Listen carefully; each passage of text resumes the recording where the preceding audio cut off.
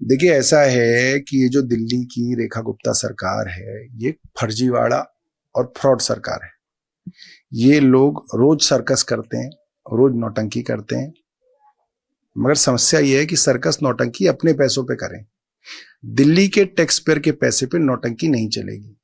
ये केंद्र सरकार के केंद्रीय पर्यावरण मंत्री का संसद में दिया हुआ जवाब है प्रश्न का, जिसमें उन्होंने बोला कि जब दिल्ली की सरकार ने इनसे बार बार 2024 में कहा, आर्टिफिशियल रेनपेन की ओपिनियन मांगी, तो इन्होंने 3 साइंटिफिक ऑर्गेनाइजेशन से एक्सपर्ट ओपिनियन मांगी, CAQM से, IMD से, CPCB से, और तीनों की ओपिनियन ये थी कि दिल्ली में सर्दियों में आर्टिफिशियल रेन हो ही नहीं सकती, संभव ही नहीं है, और जो बारिश होगी वो अपने आप ही होगी, उसके लिए आर्टिफिशियल रेन की जरूरत नहीं है, और आर्टिफिशियल रेन से लोगों को बीमारियां हो सकती हैं, ये केंद्र सरकार ने लिखा।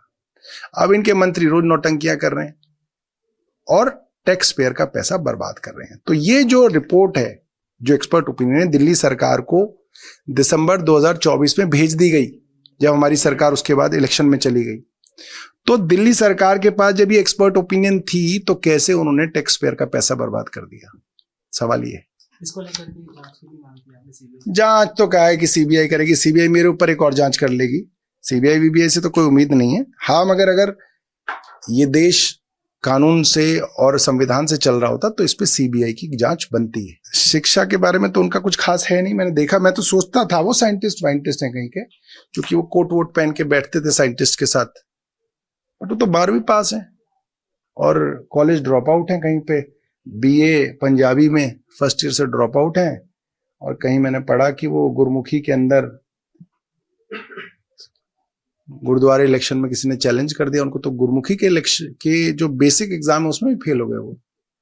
तो ना उन्होंने इधर पढ़ाई करी, ना उन्होंने पंजाबी की पढ़ाई करी, पता नहीं क्या करते रहे। प्रॉपर्टी का कुछ करते थे, सुना है।